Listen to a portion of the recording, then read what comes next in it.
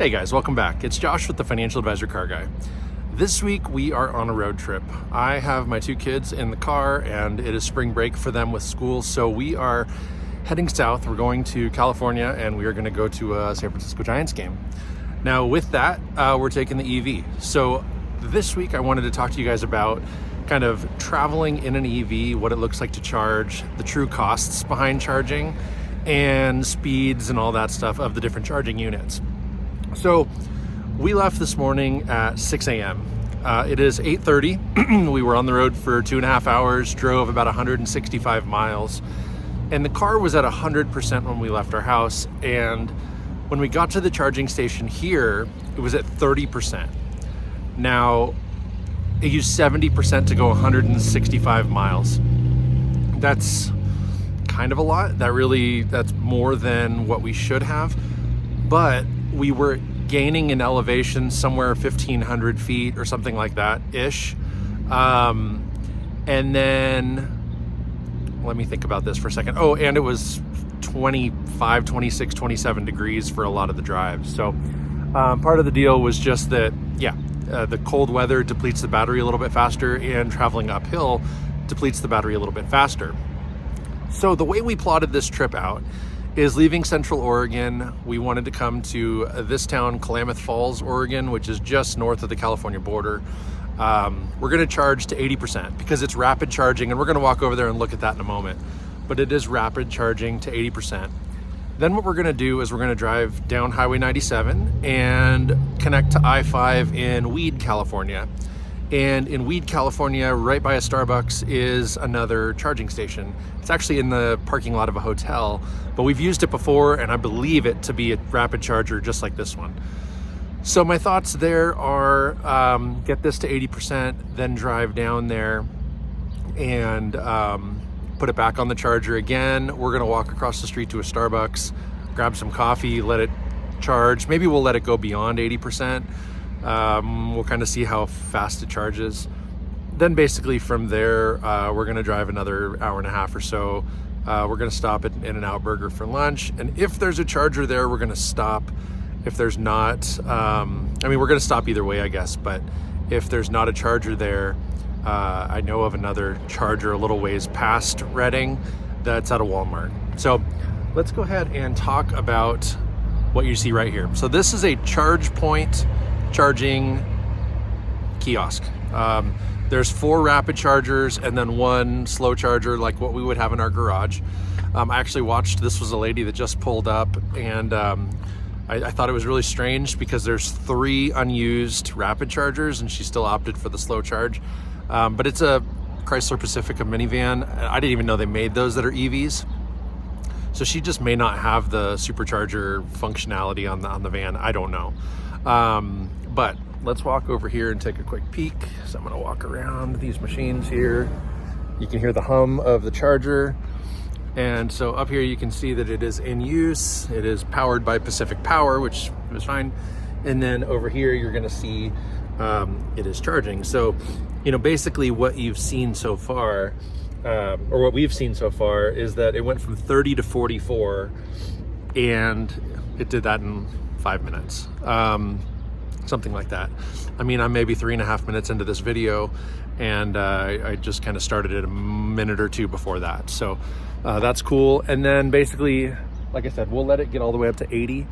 The neat thing about these EVs is that you can actually go into the app and it'll give you an estimated time. So it'll tell me it'll rapid charge to 80% in like 36 minutes or whatever it is. And so that's actually okay. It is longer than your traditional stopping for fuel. Obviously a tank of gas, it only takes a few minutes to fill, whereas this rapid charging to 80% takes 35 minutes, something like that. Now, what I will tell you is that this is not a true rapid charger. Now, if we look down here, this says 62.5 kilowatts. That's how fast this unit charges. There are some that are 125 and then 240 or something like that. There are faster ones out there. I believe the one at the Walmart I mentioned before is a faster one. I think that's a 130 or 125 or whatever the faster one is. But truth be told, I don't use public chargers all that often because we just charge this thing once a week in our garage at home. So this is always kind of an exciting adventure. But basically what I'm going to do is the next update, I'm going to talk to you guys about what the price was, because here it says price, but there's no number next to it. So I have no idea what I'm paying for power. But what I do know is that power is less expensive in Oregon than it is in California. So I want to get to 80% here because I want to capture as much cheap energy as I can. And then we'll see what it costs in California from here. So anyway, I'll keep you posted. All right, guys, we are now at our second stop. This is Weed, California. You can see maybe Mount Shasta is behind this hotel. It is like literally right back here. And maybe it's more right over here. Anyway, it's cloudy and overcast and a little bit cold, but we made it. We are now charging. Again, another charge point unit, and it is pretty much the exact same machine, charging at the exact same speed as we saw in Klamath Falls. But what I wanted to do was kind of talk to you quickly about the cost. So what you're going to have seen, I'm going to show right here on the screen, a screenshot of essentially my screen receipt that shows we charged for 41 minutes and it cost just under $11. I don't have 1091 or something like that is what you're seeing there. Now that gave us 50% of our battery back, which is awesome. We got all the way to Weed. Now from Klamath Falls to Weed, we did have to go uphill quite a bit. And so we actually got to Weed on 42%. Now, I guess I need to backtrack. We only charged to 73%. At 73%, I decided I was just tired of sitting there waiting. It looked, like I said, 41 minutes of charging. I got kind of antsy and I knew this place had a fast charger too. So I didn't worry about filling all the way to 80. Here, we are gonna go ahead and charge a little bit further. I'm gonna actually walk, as I almost fall, walk across the street. There is a Starbucks right there. So I'm gonna walk my kids over there. We're gonna get some coffee and we'll sit and wait and we'll let the car charge for a while. But I wanna show you one of the major downsides to a charger. This isn't generally a problem at a gas station. So you non-EV owners don't really have to deal with this. But check this out. This dummy is I'm guessing fully charged. But in his Kia, and of course he's in the one EV spot. So I had to park like an idiot next to him in order to get the charger wire to reach. So that's a serious inconvenience. I mean, as you can see, there's my son in there, but as you can see, I had to park all wonky just to get the cord to reach my car. And then of course, I don't want to like rest the cable on his car or winch, or anything. So I had to wrap it on here. And anyway, stupid issue that I shouldn't have to deal with. But so far we've paid less than $11 in fuel, and Weed's, I'd say close to halfway. I mean, thinking about, my house to San Francisco is about 8 hours and we've been driving for about 4 distance wise, and then filling up. We're just gonna get some power for a bit. We're gonna take a break and I will report back at the next stop. All right, guys, video update number 3, or update 2, third segment, I suppose. We are here at beautiful Redding, California. I am in a Target parking lot. We are utilizing the, once again, ChargePoint rapid charger. So it's going. So like last time, I'm gonna go ahead and pop up right here the receipt. It was about $15 to charge in Weed. I did let it get to 78%. And now that we are here in Redding, it's still at almost 50%. I wanna say it was like 49, 48%, something like that. There is a decline in elevation from Weed to Redding. So I think that's where we were able to gain back a lot of time and really range and everything. So I'm just gonna let this thing charge. We're gonna go across the street to In-N-Out Burger and have lunch. And I'm just gonna let it charge. It'll probably get to 100 in the next 30, 40 minutes while we're eating. And then we're gonna be on our way. So I'll keep you posted. All All right, guys, and we're back. Now we are in a town called Willows, California, and we are at a super Walmart here. We're utilizing Electrify America this time around. So rather than ChargePoint, we're using something different. And I don't know if you guys can hear the hum over my shoulder, but these machines are a little bit louder. So I stepped away from the car to do this video so that you guys could actually hear me. But yeah, this is actually a super rapid charger. So I didn't say it before, but the machines that I was using at the first 3 locations were all 150 kilowatt hour machines. This one that I'm using is a true supercharger at 350 kilowatt hours or kilowatt per minute or whatever it is. And so these are much heavier duty, faster machines. Basically, we drove, I think it was 80 miles from In-N-Out Burger to here. I went from 88%. I didn't let the car charge all the way while we were eating. I mean, as soon as we were done eating, we got back on the road. So 88%. And when I pulled in here, we were at 56%. So we used 29%. But I was cruising down the highway. So I wasn't, I mean, yeah. So I used a bunch of power. But I also knew I was coming here and I could supercharge it pretty quickly. So with that, you know, here, I'll kind of walk over to that machine here in a moment, but, you know, truth is the power here in California is a lot more expensive. We were talking about what I paid in Klamath Falls at stop number 1. I paid 30 cents a kilowatt hour. I'm trying to remember, in Weed, I think it was 51 cents a kilowatt hour. And then, gosh, I'm drawing a blank. But let's walk over here and see what this one's charging me, because I want to say it's also 56 or 58 cents. And let's see. I've got 10 kilowatt hours in 5 minutes, so it's moving pretty quick. You guys can't probably see this. It gives me a running total, so you can probably see maybe 10.23, $4.48. Charging time 5 minutes. We're at 65%. But here you can see where it says hyperfast up to 350 kilowatts. So this is the only hyperfast machine. There's 4 charging machines here. And actually this must be a pretty busy spot because this white Kia wasn't here when I got here. There was a Volkswagen in the empty spot over here, and then this guy pulled in, and then the Volkswagen left, and then we're here. So 3 of the 4 machines, there's one more right here. 3 of the 4 machines were occupied for a few minutes, and now it's just 2. But when I checked online, when we were leaving In-N-Out Burger, it actually said 2 of the machines were down for maintenance. So fortunately, by the time we got here, all 4 were back online, which is great. But that is something to also consider when you're driving an EV, is you sort of have to plan your route. You kind of have to look ahead to see about these machines. It's not as easy as just pulling into a gas station. I think that's what they would like you to believe, but it's not always that simple.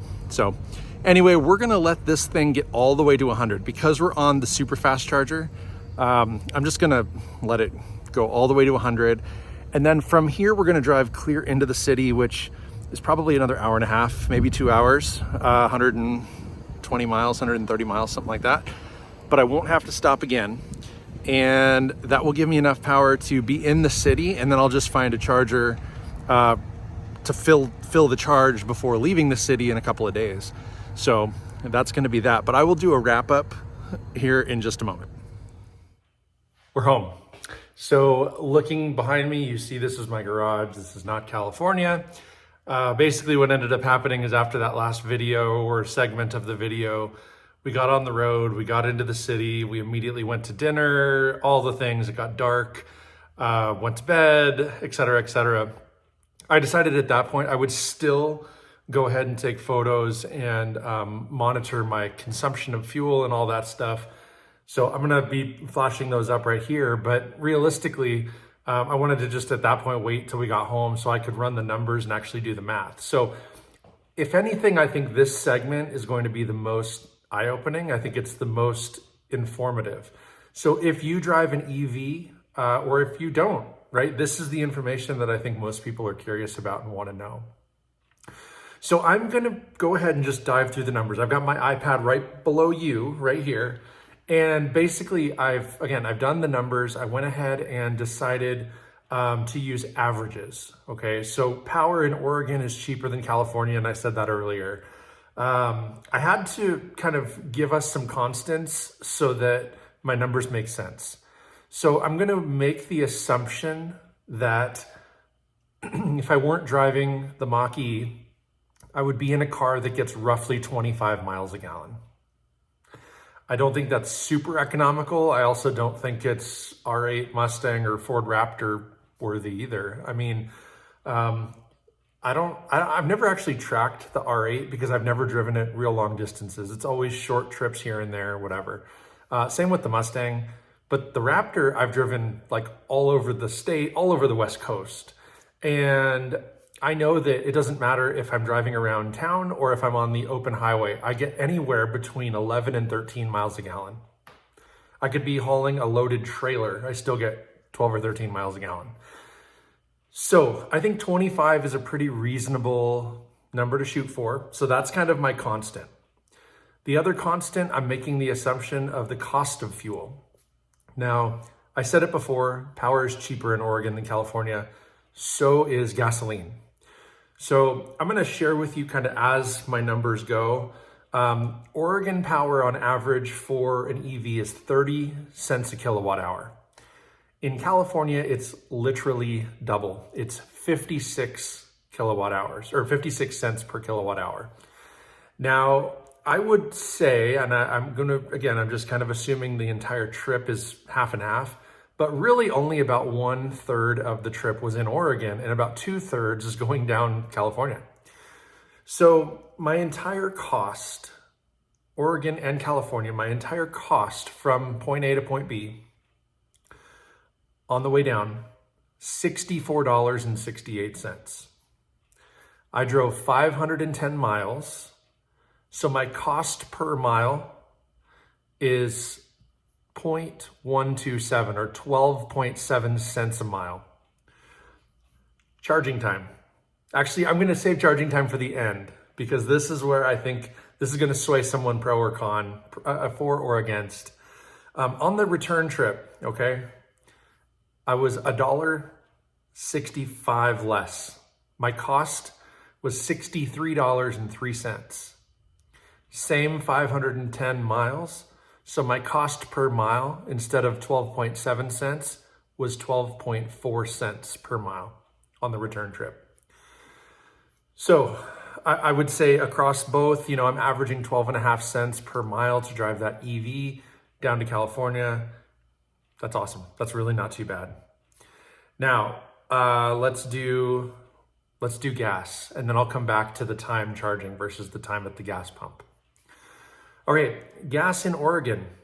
The average price for gas right now, currently today, as of this recording, $4.27 a gallon. And then we're just using regular. I'm not using mid-grade, premium, none of that. We're just using regular gas. And it's $5.05 a gallon on average in California. So if we use an average, it's going to be $4.88 a gallon. And I said it before, but I'm going to say it again. If we use an average estimated miles per gallon of 25 miles per gallon, you will each direction use 20.4 gallons. If we take that 20.4 gallons and multiply it by the $4.88, you're looking at $99.55 each way. So simple math, right? We'll call it $65 each way in the Mach-E for fuel, or the equivalent in a fuel gas rig is $99.55, which we just round to $100. It's going to cost you $100 each way if you get 25 miles a gallon with today's gas prices. So round trip, let's just do that math, right? Mach-E, $127.71. In a fuel alternative, you're looking at $199.10. Okay, so what is that? $60-ish more to drive, in a gas vehicle. Okay, let's talk about the time it takes to fuel. Now, I would tell you we stopped appropriately with meal times. So on the way down, we stopped at a McDonald's that was a couple blocks away from the charging units. We used the restroom, we got our got our food, sat at the charger and ate. Then we stopped again where we wanted to get out, stretch our legs. We walked across the street to a Starbucks, bought some coffee, got back in the car, and then we're on our way. Then we stopped in Reading at In-N-Out Burger, and we charged a long while. And that one, again, mealtime. We just charged the entire time we had lunch. Fine. The only time we stopped where we didn't really get out of the car was at a Walmart, which was the segment right before this one. That was my last stop before we drove into the city. And my kids were asleep in the car. I could have walked into the Walmart. In fact, I planned to, but ended up just not. We just let the car charge for a while. Got back on the road and got all the way into the city. Great. On the return trip, I didn't charge it all in the city except for, and actually this might change my numbers a hair, but when we went to our Giants game, there's a parking garage and we had to pay for parking anyway. So we drove in, parked in the parking garage. They had complimentary chargers. I was able to charge from, whatever I got into the city at, I don't know, 29%, something like that, clear up to 100%, and it was no cost. So that's pretty sweet, but that, again, no cost. So free fuel is great. And then on the return trip, again, leaving with a full tank, I drove back in reverse. We stopped at the Walmart, and there we got lunch at a restaurant nearby and let the car charge. Then we drove clear through Reading. We didn't stop this time. We drove all the way to Weed, California, where once again, we stopped and charged. We could have gone into that Starbucks. It was actually snowing, guys. It had rained from south of Reading clear through to Weed, where it was snowing, and then it snowed for another hour. So we had about 2 hours of wet conditions and cold conditions. And I would say cold conditions hurt. We're going uphill too. So going uphill and, snowy, cold conditions just depletes that battery quite a bit faster. So we did stop in Weed, and I think I only charged to 60%, because at that point, I'm doing the math, right? Like, just like we're doing here, I'm doing the math in my mind, and I'm thinking, okay, I just need enough to get to Klamath Falls because power is like half the price. Charging time doesn't change, right? It doesn't matter if I'm charging in California or in Oregon. The machines are all 62.5 kilowatt hours. So I got my car to 60%, and I was like, you know what? That gives me like 140 miles of range. I'm only going 80 miles. Even if it's cold, wet, damp, dark, whatever, I should be able to get to these chargers. And I did, right? So we went from Weed to Klamath Falls. I let it charge for a while in Klamath Falls, but in the meantime, we actually walked over to a Subway sandwich shop and had dinner. Same story. So we just try to charge when we're eating during meal times. Occasionally it's just a bathroom break and whatever, but charging time. And again, I think this is the highlight of the video. This is the important piece. On the way down, we spent 162 minutes charging. That's 2 hours and 42 minutes. Now, again, we stopped for an hour for lunch. You're gonna do that even in a gas vehicle. In fact, the friends that we were traveling with, they're in a gas vehicle and their car doesn't get 20 miles a gallon. And they're stopping to get fuel the same as we are, just not at the same places at the same times. But they still had to stop a couple of times and bathroom breaks and all the things. So 2 hours and 42 minutes of stop time. And again, we overlap that with meals and things. On the return trip, darn near identical, 167 minutes of charging time. So actually 5 minutes more, 2 hours and 47 minutes instead of 2 hours and 42 minutes. But again, we stopped at meal times. We did not have a meal in Weed either direction. On the way down, we stopped for Starbucks. On the way back, we just sat in the car and let it charge. But that's gonna be the deal breaker for somebody is, okay, we can save 50% on fuel costs or 30% on fuel costs, but we're gonna give up 2 hours of time, or we're gonna give up whatever it is. Now, national average is a fuel pump pumps 5 to 6 gallons per minute. So doing our math, if my vehicle holds 21 gallons or 20.4 gallons, that's the number I'm using because that's the fuel equivalent in distance at 25 miles per gallon. If I were to fuel up 21 gallons, let's round up a little bit, 21 gallons at 5 gallons a minute, what is that? 4.1 minutes, something like that. You figure there's another 2 or 3 minutes, give or take, of, moving up to the pump, opening your gas cap, putting the nozzle in, paying with your credit card, doing all the things, right? So let's call it 4 minutes for pumping gas, and then let's say 4 minutes to initiate all the stuff and then end it all. You take your receipt, you close your gas cap, yada, yada, yada. 8 minutes. Now let's say you stop twice, right? 16 minutes-ish versus 2 hours and 42 minutes. So the difference there though is in that 16 minutes, you're not gonna eat breakfast, you're not gonna eat lunch, you're not gonna get a coffee, you're literally just pumping gas. But I still think it's valuable to say fuel is not cheaper, it's more timely, it's faster.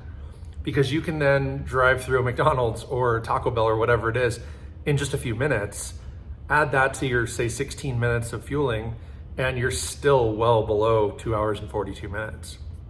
So the economical part of my brain says, okay, I'm trading time for dollars. I'm saving, let's call it 35% on my gas mileage, if you will, 35% to trading an extra hour or 2 hours. And so, if I'm using these numbers here, if for fuel it costs me $100 each way, but in my EV it costs $65, that's a 35% savings, or $35 savings, okay? But I'm trading, again, like 2 hours of my time. I would say it's less than that because, again, we were very efficient with our timing because we did stop for meals. But even if we didn't, let's say 2 hours, it's costing me, $15, $16, $17 an hour to stop to get gas. I don't know. So it's just one of those things. I would tell you an EV does make the trip a little bit slower, a little bit longer, but I don't know. I mean, bathroom breaks and all those things add up. So it doesn't feel like it adds that much more time. As long as you're efficient with your stops, I would say go for it and do it. It's worth it. But if you're just trying to get from point A to point B and the time is money, then who cares? Pay a little bit more for fuel and just drive there faster. We could have shaved off 2 hours pretty easily, really, pretty easily. We could have just drove there. We didn't have to stop at In-N-Out. We didn't have to stop for Starbucks. Didn't have to stop for McDonald's breakfast burritos.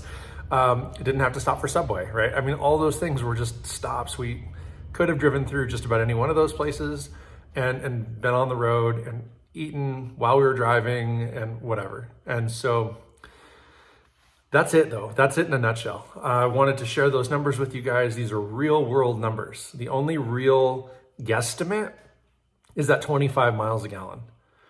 To put that in perspective, if I drove my truck, which in my household is the only thing equivalent to my Mach-E from the standpoint of cargo capacity and comfort for, I can't fit both my kids in the R8. So for space and all that stuff, if I took my truck, I'm literally gonna get 12 and a half or 13 miles a gallon on that open highway. So now instead of $100 each way, it's $200 each way because my mileage is cut in half, right? So now round trip is costing me $400. Granted, it's still the same fueling time because the pumps are consistent. So, if I'm still only buying 21 gallons of fuel, that doesn't change. It's still like, what do we say, 16 minutes of gas up time. But now it's $400 instead of, $125 or $130, which is what it was in the Mach-E. So now I'm saving $270. You know what I mean? It's a 66% or more savings to take the EV. Now I'm trading, time for dollars, but now my time is worth over $100 an hour because, it's only 2 hours difference in charging time, more than just fueling up, but I'm saving several $100s. So the long and short of it is, this is the numbers. These are the math that we want to do to figure out, does it make sense to have an EV? And so my overall assessment is that for road trips, EVs are a challenge. You've got to seek out chargers. We did it and we were successful. We've done that route before. We've done this exact trip before. So I knew where to stop. I knew how long and all those things. But if I didn't, I'd have range anxiety and I'd have all these things. Like my emotional aspect is going to be so much more struggling and challenging because, I can watch as I'm accelerating down the highway, my range going down, my battery life going down, et cetera, et cetera. And, then I've got the trade-offs of my Mach-E has self-driving capabilities. So I just hit the button and now all of a sudden, like, it'll steer, it'll drive, it'll maintain speed. It does everything for me to a point. My truck can't do that.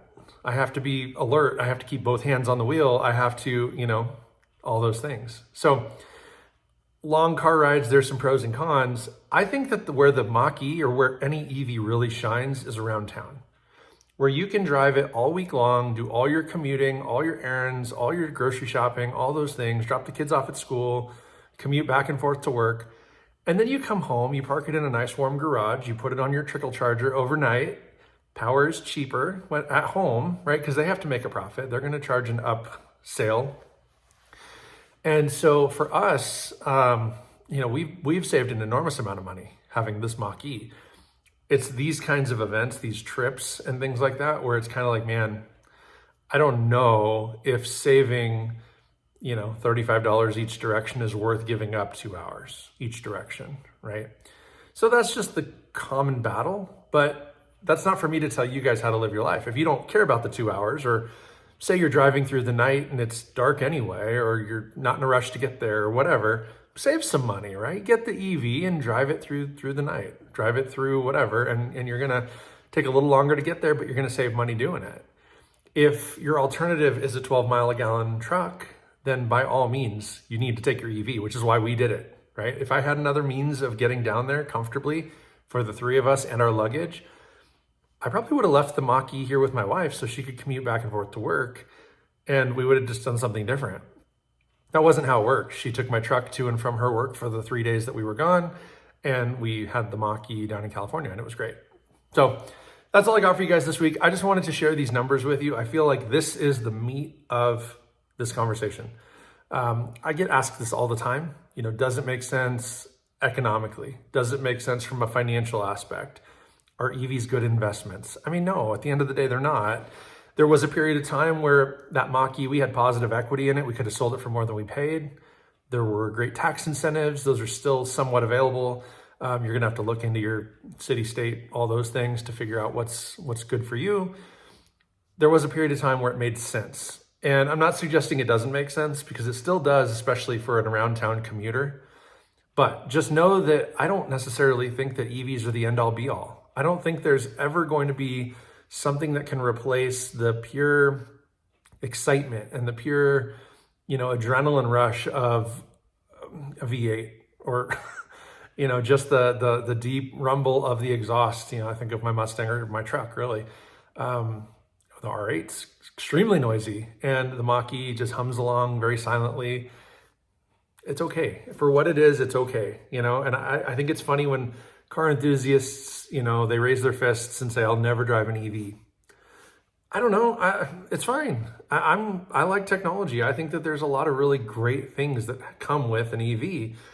Would I want to replace my entire collection, if you will? No, I wouldn't want only EVs. I don't want these to, go away. It's fine. But again, from just the ease of use, there's no maintenance. My wife doesn't have to do anything. She just drives the car all week long, comes home at the end of the week, plugs it in, it charges overnight, and she's good to go for the next week. Car has over 21,000 miles on it now. And, we've never paid a dime in maintenance. I mean, the original tires, original wipers, literally the only thing I've had to do to that car outside of wash it was top off the windshield washer fluid. That's it. So, from that standpoint, it's great. It's really convenient, and I have no complaints about it. So again, that's all I got for you guys this week. Comment down below and let me know your thoughts. Would you take an EV on a road trip, or do you suffer from range anxiety? I'd say it's normal. We all do, we all will, we all have, especially when there's too many unknowns. But to me, it was worth it. I wasn't in a rush. This trip was pretty quick, but gaining a couple extra hours on either end wouldn't have changed my world any. So I may as well save 30, 40 bucks each way. And, that pays for our dinner or whatever. And so, I think we did it right. We did it well, but I wanted to share that all with you guys here. So like, subscribe, again, if you feel led, comment down below, but make sure you hit that notification bell. And most importantly, remember, may every investment you make be a good one. Till next time.